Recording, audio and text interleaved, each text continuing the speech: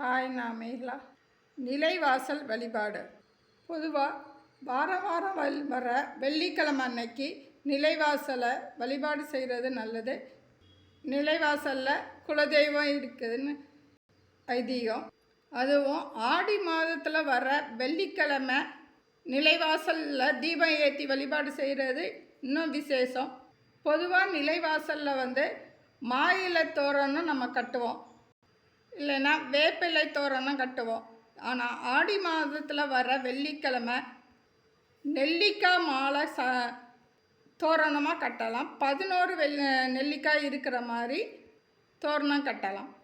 தோரணம் கட்டிட்டு நிலைவாசலுக்கு பக்கத்தில் ஒரு தாம்பூலத்தட்டில் 11 வெற்றிலை வச்சு அதற்கு மேலே ஒரு மண் அகல் விளக்கு வைக்கணும். அந்த விளக்குக்குள்ளே கஸ்தூரி மஞ்சள், ஜவ்வாது, பச்சை கற்பூரம் வச்சு கடுகு எண்ணெய் ஊற்றி சிவப்பு திரி போட்டு தீபம் ஏற்றணும். அதுவும் தாமரை தண்டு திரி கிடைச்சா ரொம்ப நல்லது. தாமரை தண்டு திரி கிடைக்கலைங்கிற பட்சத்தில் சிவப்பு நூல் திரி போட்டுக்கலாம். இந்த தீபம் ஏற்றி வழிபாடு செய்கிறது ஆடி மாதத்தில் வர வெள்ளிக்கிழமையும் வழிபாடு செய்யலாம். இல்லை வாரம் வாரம் வர வெள்ளிக்கிழமையுமே தீபம் ஏற்றி வழிபாடு செய்யலாம். தேங்க்யூ.